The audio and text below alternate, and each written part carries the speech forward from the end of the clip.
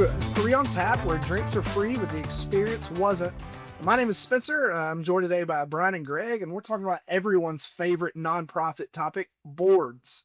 Good boards make life 10,000 times easier, bad ones make it equally hard. So we've all got stories, and some we can tell, some we can't.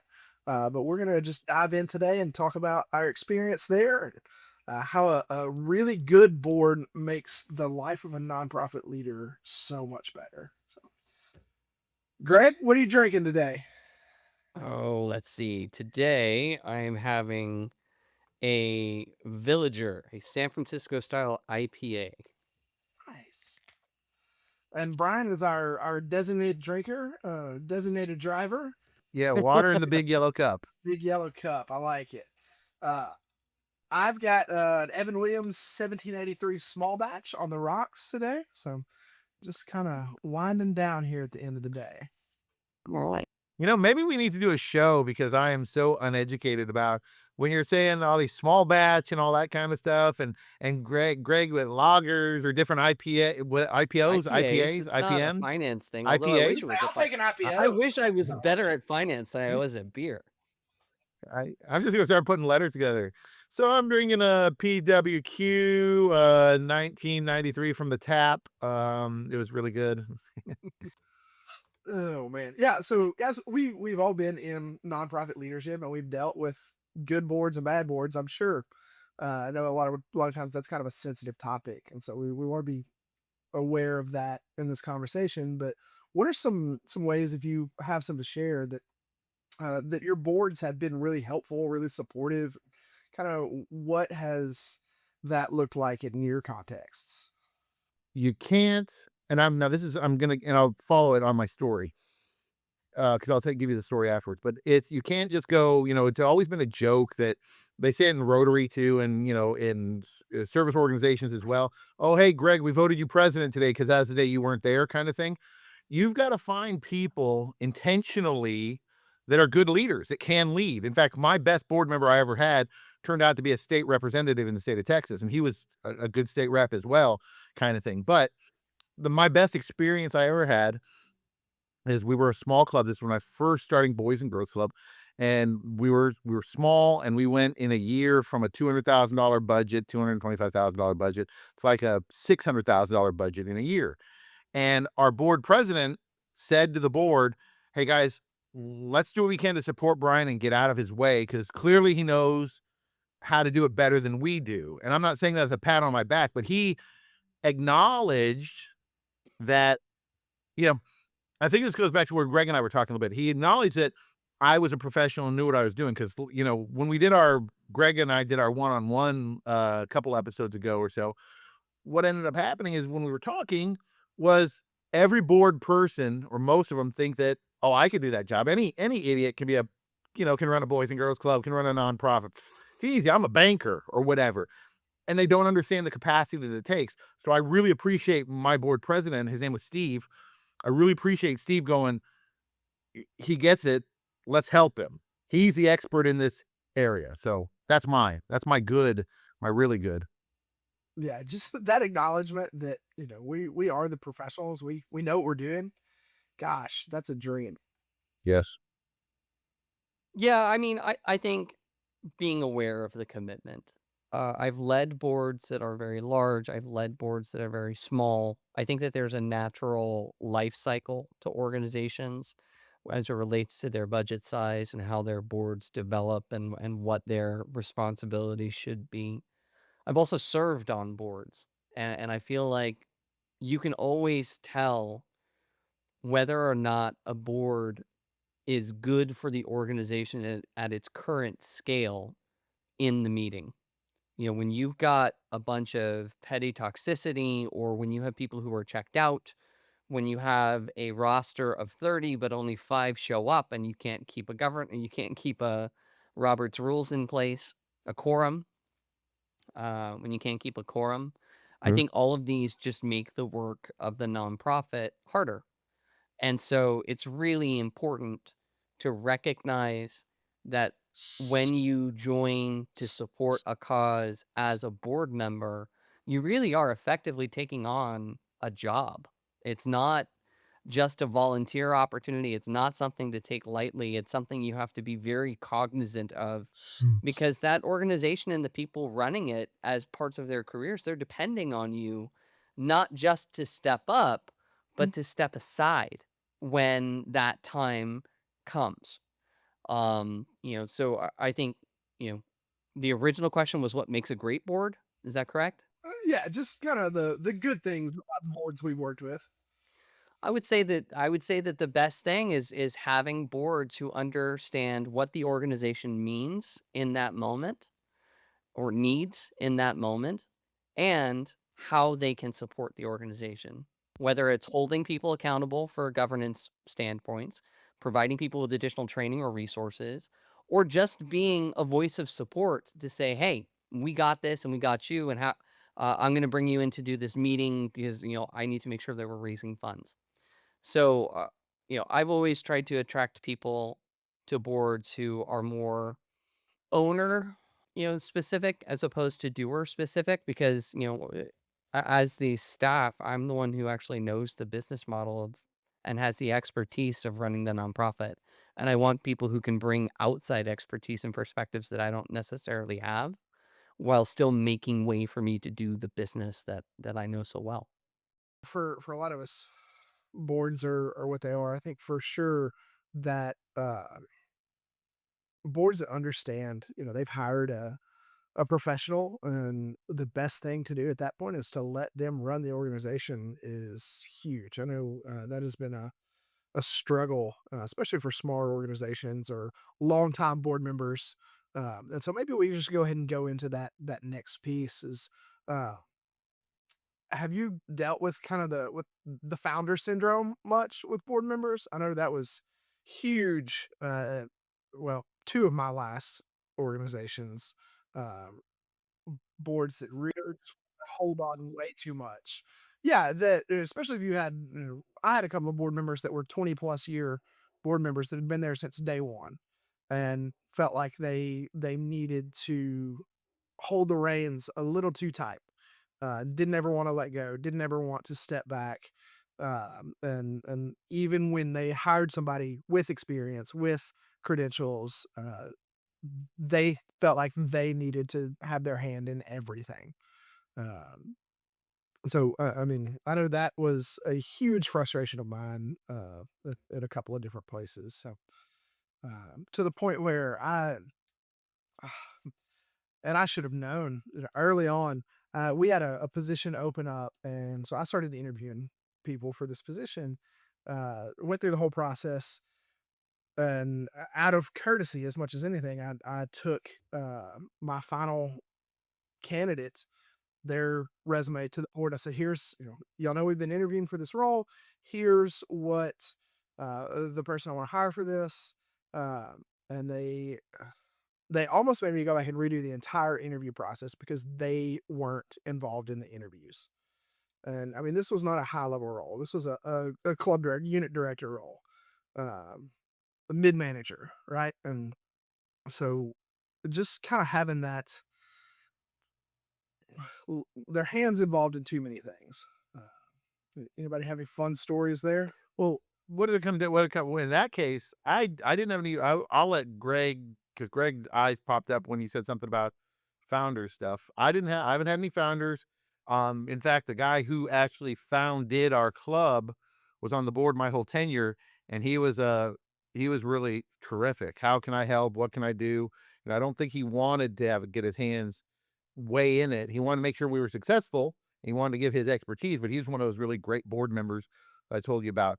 But I think it's a matter of also educating them because, I mean, that's, Sabrina, our friend Sabrina Walker Hernandez, always talked about with boards, the main role you've got to onboard them, you got to educate them. Here's your role. Because so many of them think that, I'm on the board, I'm the boss, I'm higher up than the exec, which technically they are because they can hire and fire you as the executive director, but they're not, they don't have the wisdom, the knowledge kind of thing. So it's a different partnership, and you've got to, it's got to really be explained to them in the beginning, especially the new folks. And so, Sabrina was always huge on the new board member orientation is the most important thing in the world to do because it sets the tone of, hey, we need you to do this and we don't need you to do that. Spencer's a professional. He's got it down. And unless he, does something, steals, whatever, unless there's something major going on, let him work and assist. So, but I'll let you take it here from here, Greg, on founders and stuff.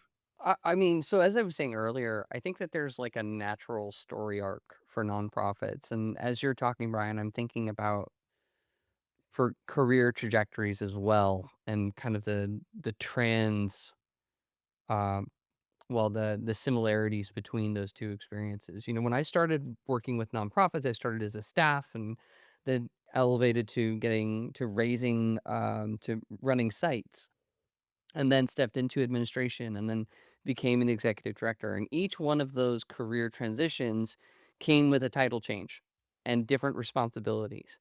I think that the story is slightly different when it comes to boards, because when you start as a board member with an organization, especially as like a founder, that organization's needs from its board members when it's a very small fledgling entity are very different by comparison to like a $10 million organization. And so you see this graduation of boards where they go from traditional working styles boards to executive style boards to governing style boards. And unfortunately, with that growth, because there's no change in the actual job description or title, I often think that founding board members think that they're running a nonprofit that's very different than the actual nonprofit. And there's such reticence to change what their responsibilities and behaviors are in time or in tune with that nonprofit's growth. I think that's particularly painful when you've got a situation with board members who want to have their cake and eat it too, in that sense, right? Because they want all of the power associated with being a board member in a governing sense without any of the responsibility associated or accountability associated with being the one who's actually doing the work. And so, that dysfunction or dichotomy between those two perspectives can be just chaos inducing for anyone at a staff level, because you never know who you're talking to or how best to get the support that you need to do the job that you need done. Yeah, Greg, that's a great point. Uh, that Brian, to wrap yours in with that, I had a really big focus on board training, or at least attempting to, until I provided some resources to my board and included a book, a really good book called was it The Little Book of Boards? And I can't remember the guy that wrote that, but he's got a series of books that are for executive directors, for marketing, for boards, for whoever, and they're fantastic resources. And so I bought some for our board and said, hey, this is just a great resource. As we grow, as we change, I think this is a really good thing for us to have to go through. Um, and half of them left that board meeting and left the book on the table. One of them told me, my board chair actually said, "Yeah, we don't really think we need more training. We're fine." And that was there was the end of the discussion. We'd bring in uh, consultants, or for Boys and Girls Club people, our DoDs, right, to do board training once a year, and they would always get hijacked. Where when was supposed to be hours long training turned into a board meeting that nothing got done, and then 15 minutes of training so we could check the box. And so yes, absolutely. We've got to train our boards that as organizations grow, so do roles. But how do you do that when people are coming at it from that perspective? Well, I mean, I'm just gonna. Sorry, Brian. I can see you want to talk, but I'm gonna step right in there and squash it real quick. I think there's also, I mean, when you work in the nonprofit industry, so much of who you are and your identity is wrapped up into this work, right? Like when you're running a program for after school for kids, the the person running that program is often reflected in the value and quality of that program. And I think the same is true to an extent with boards. Board members begin to look at the board as a social club, as a touchstone for their own culture and identity. And so, what happens when a board member has hit their shelf life? And now it's no longer about the nonprofit as much as it is maintaining a vehicle for social connection.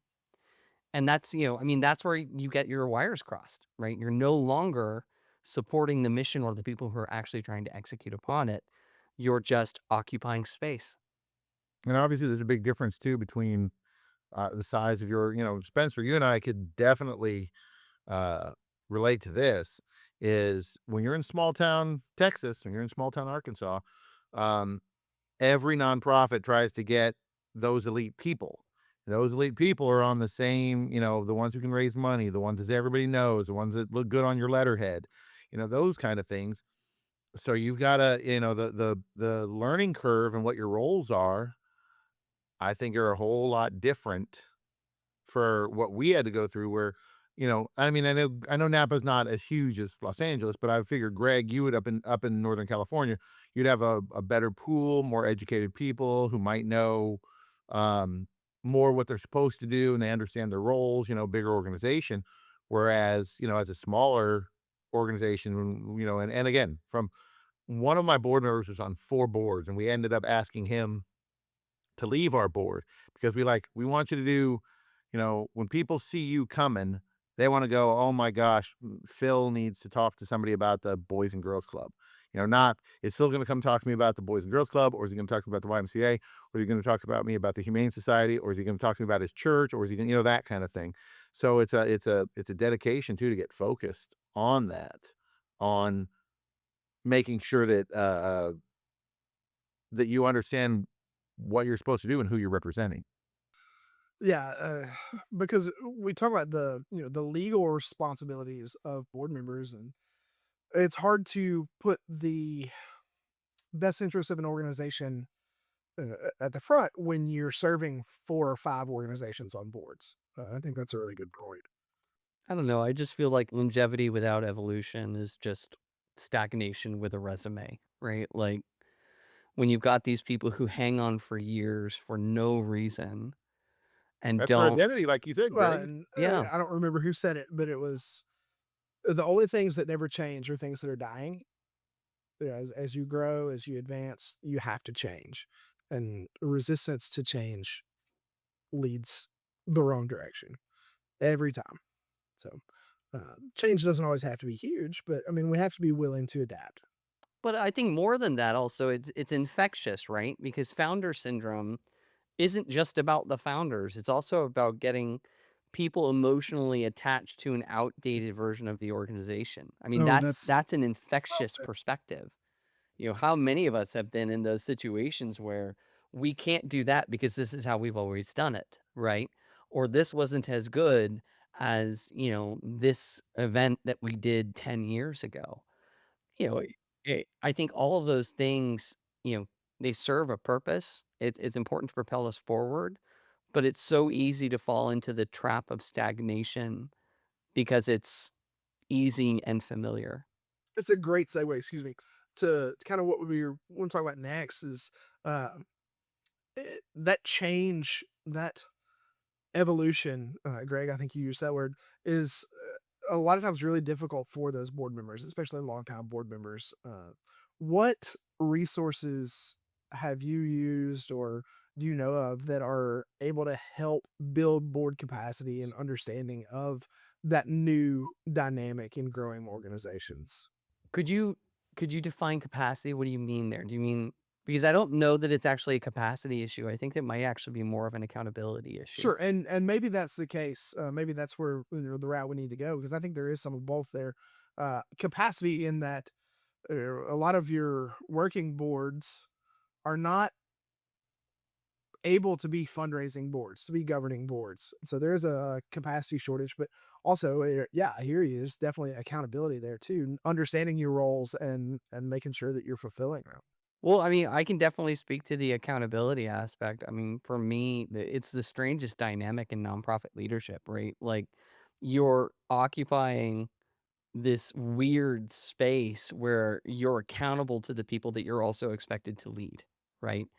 And, you know, in the famous saying for boards is that they hold themselves accountable.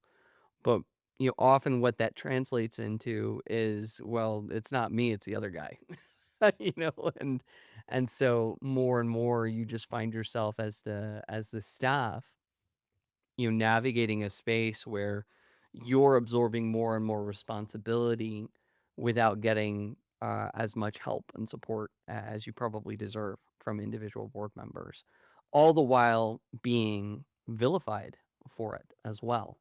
I think there's like an inverse relationship here in some ways because, in nonprofits that I've worked with or that I've contracted with, I've watched these series of rapid growth kind of move the target on dysfunction within boards and staff relationships where we have a lot to celebrate. We've grown by 10 times just over the last 5 years. Isn't that wonderful? We're serving more people, we're doing more upon our mission, we're really making changes within our community, and I think that's all to be praised. At the same time, as an individual board member, you're sitting there thinking, okay, well, what is my role in here? How have I contributed to this?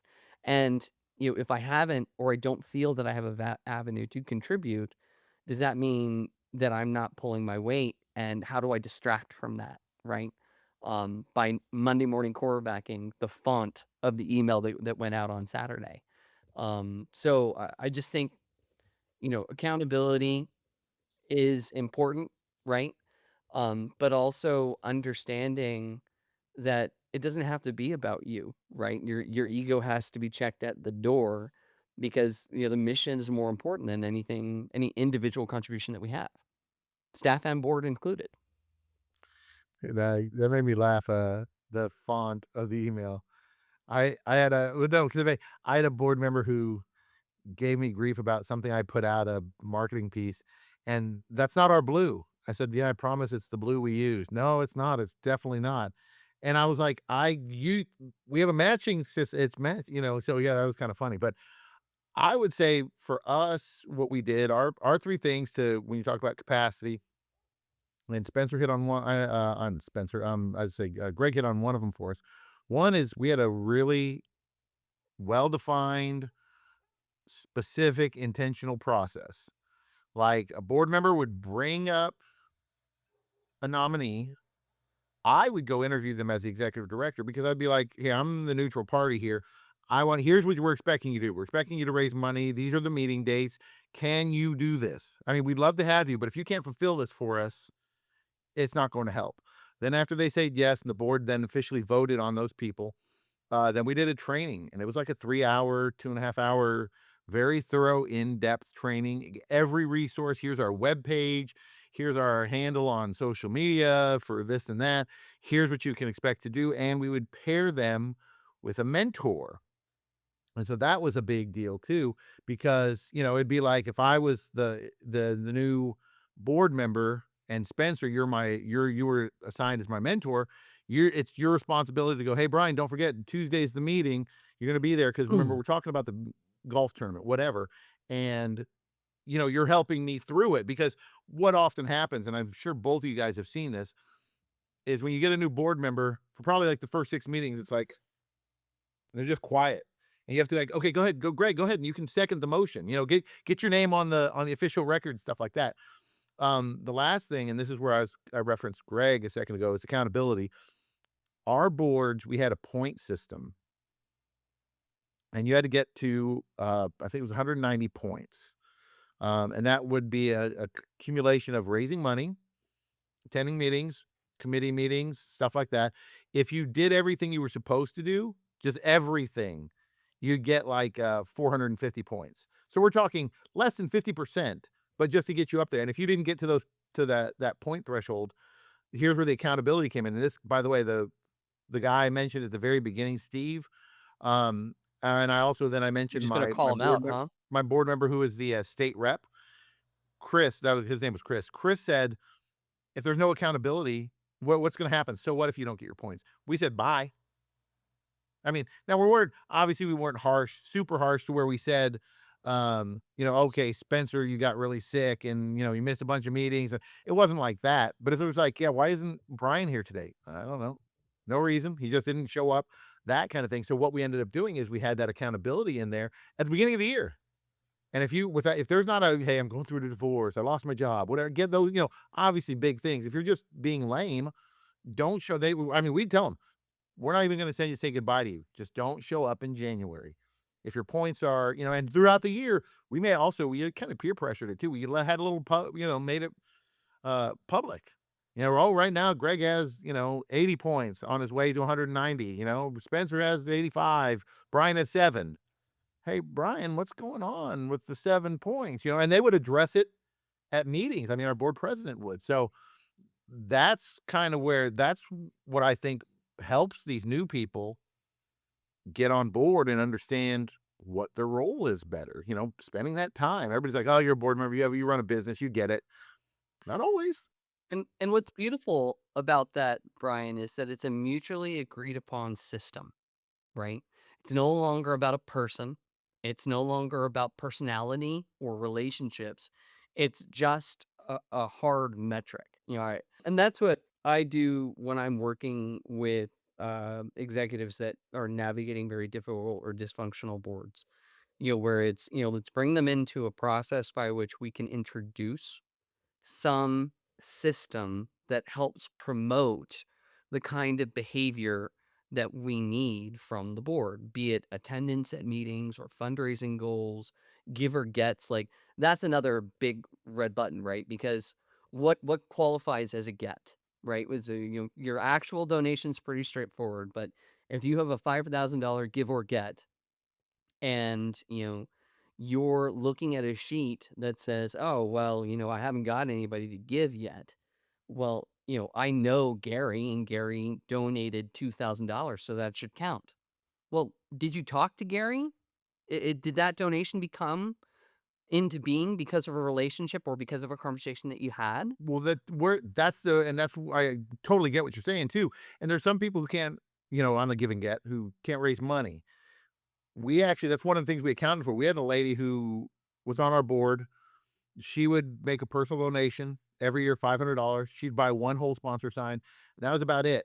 But she rewrote the bylaws for everybody. She had 100% attendance at meetings. She went to the all-day retreats. So, obviously you need the money people to come in to keep the lights on, kind of deal. But also, there's a whole lot, and that's what we loved about the point system, is you don't have to be the best fund. You don't have to be the $1 million fundraiser. Now, we need some $1 million fundraiser kind of people, but you don't have to be the $1 million fundraiser to be on our board. We're not just all about money. We're into contribution. So like you just said, shaping behaviors that are going to be beneficial to the nonprofit. That's, kind of the way it should work. Well, and that point system, I like that a lot, Brian. That definitely accounts for the different skills that we need board members. God, I wish my board raised money.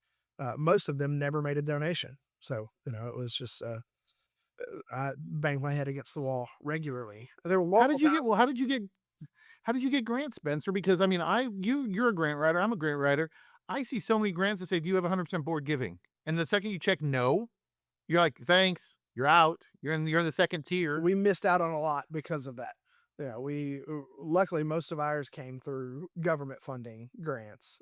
But yeah, talking about boards, there were multiple occasions where I showed up to a board meeting and there were new board members that I had no idea about. And that was just, I was like, man, at least give me a heads up. I should have at least known who these people were. But no, we never did onboarding. We never did any of that. And it was, Brian, I know you had some dealings with that board. You understand, the Oh dysfunction. yeah. Uh, And if you get way down to it, and I'm not going to psychoanalyze your board kind of thing, but it's one of those things that it came off as, if you go in with a good attitude, how I'm going to help, not why aren't you helping enough, Right. kind of thing. Right. Do your part and understand people's roles. Because I was telling, while we were having our little tech difficulties, I was telling Greg about my experience with some board members who basically talked me down out of an $800,000 gift. Oh, well, you raised $1 million, but 800,000 of it was it was still freaking $800,000. And you know what? It's $200,000 more on the million that you didn't get. Right. What are you talking about? And that's that's the mindset of having just goofy people who don't get it. and maybe there's personal problems there, and I'm, not a lot of self-esteem. I don't know. Yeah, I mean, I think for the people listening to this episode, you're hearing there's a lot of scar tissue. There's a lot of scar tissue associated with all three of us as we've navigated really dysfunctional boards. And in my experience, the point system that Brian's talking about, like that's that's a really smart system to integrate. But in my experience, boards are often very reticent to adopt something like that if they haven't before, because it's a layer of accountability. And boards don't want accountability if they're dysfunctional, because that means someone's cleaning house. In which case, and this is why I continue to tell, clients, this is not a do it yourself approach. You cannot introduce a layer of accountability because now you've just put a target on your back, right? And it's so important for that information, that process, and that system to be facilitated from the outside, because then there is no vested interest. It is just about the health of the agency and making it function correctly. Um, and so, anybody who's navigating a very difficult or toxic board dynamic, I would really recommend that they secure an outside consultant to facilitate a retreat or to diagnose a problem or to do a governance audit. Like, these things exist for a reason.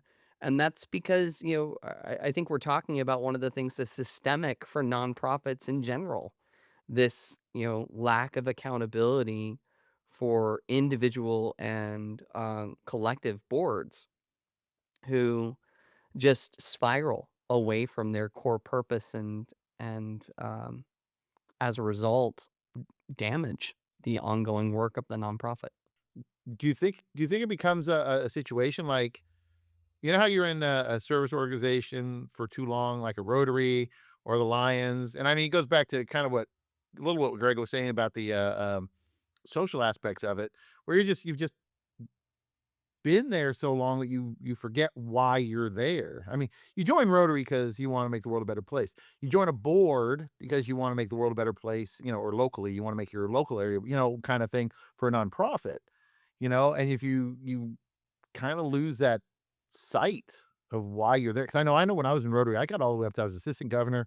I was in line to be the governor and I just didn't have time to be the governor of an area kind of thing. And you're going, why am I even doing this? I'm just going to meetings to go to meetings and you're not, you know what I mean? But I guess that goes back to the accountability of what you're talking about. I mean, I think just like executives and staff, boards should also take sabbaticals, right? Board members. I mean, we've all talked about how when you're in the trench fighting the fight, it's often very difficult to see the forest through the trees, right? And I know I'm mixing metaphors there. How many times have we sat down with a client and because we're not living it in that moment, we can say, "Well, have you ever thought of approaching it in this way?"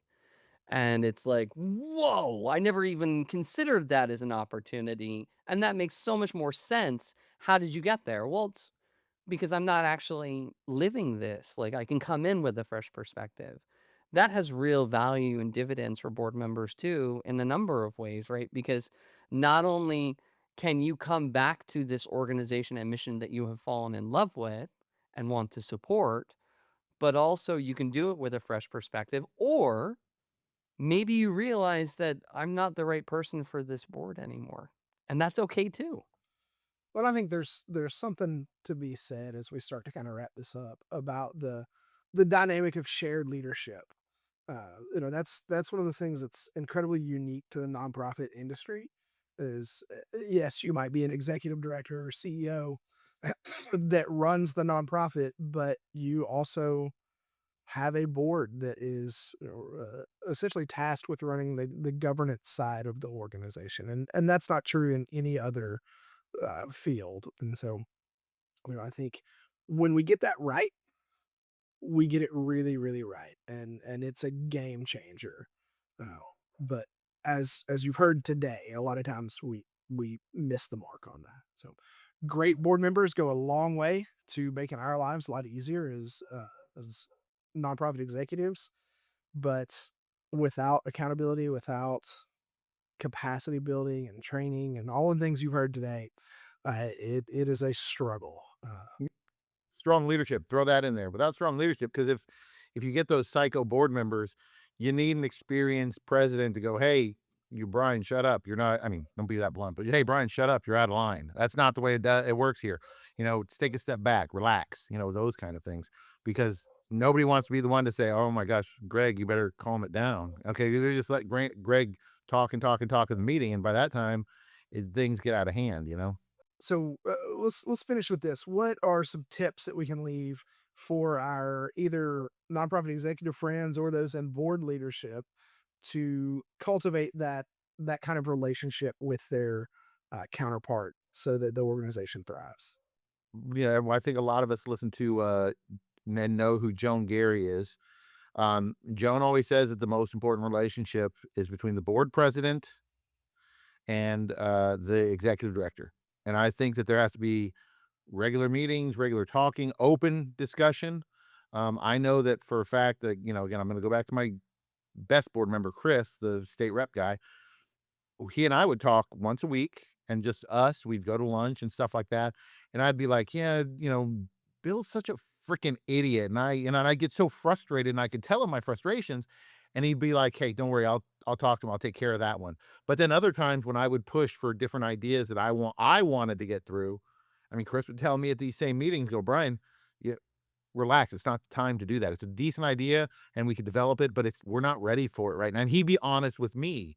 So I think we thrived so well during the Chris times because he was open with me, and he and I were strong together, and he knew that I had his back and he has my back, et cetera, et cetera. So that's my thing, is build your head of the organization, the ED and the board chair relationship, with the understanding that the board chair is going to be your biggest advocate. I would say approach these things with the recognition that nobody holds themselves accountable effectively, and that in lieu of that, build and endorse systems that create accountability without your direct intervention.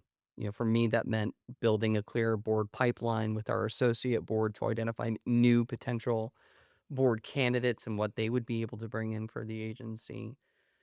That allowed us a bit of a recruitment tool, but then also allowed me to do like a values check to make sure that they were in alignment with where the organization was headed and what we needed. Um, and then, bring in outside voices regularly, whether it's a national structure like a national agency like YMCA or Boys and Girls Clubs or some there other. There are resources that you can provide for training and things of that nature, but also there's no replacement for a good board retreat with a really great external facilitator who can come in and diagnose and do surveys and say, here's where I think you need to devote some more attention in a way that doesn't create harm for those who have built a career around service, right? Um, and then have that be a catalyst for some of these systems that we've talked about, these accountability systems, be it a points-based system or a give or get or something more informal or more tangible, shout outs at board meetings. These things all can be brought to bear on different types of boards. And I think understanding what mechanism is going to be most effective for your organization is really more about real conversations that you have with your board and real um, clear-eyed assessments of what your organization is today and where it's headed tomorrow. So yeah, I'd say those would be the three things that I would focus on most. Oh, and then I guess also creating clear exit pathways for board members who have hit their shelf life. Things that speak to dignity and speak to their investment and make their departure not necessarily a loss, but a celebration. Yeah, I don't have anything to add. I think those y'all nailed that. So as we record this, it's middle of January, so we're firmly into the new year at this point. Uh, on behalf of Three on Tap, I hope that you guys that are listening are having a great start to your year, whether you're flying high with a great board, struggling with a dysfunctional one, or somewhere in between. We've been there. You're not alone. Nonprofit leadership is a lonely game. It's difficult. It's unlike any other job out there. But you're in your role because you believe in it. You believe in the mission. You believe in the cause. And there's a champion on your board for the same reason, probably. Uh, Find your champion, lean in, and build that relationship. Don't let them work you to death. You'll do that enough on your own. That's just part of who we are. And if they tell you we don't think we need any training, run like hell. Uh, Thanks for joining us today on Three on Tap, where the drinks are free, but the experience wasn't. Join us again next time for more nonprofit leadership tips, tricks, and horror stories. See you later.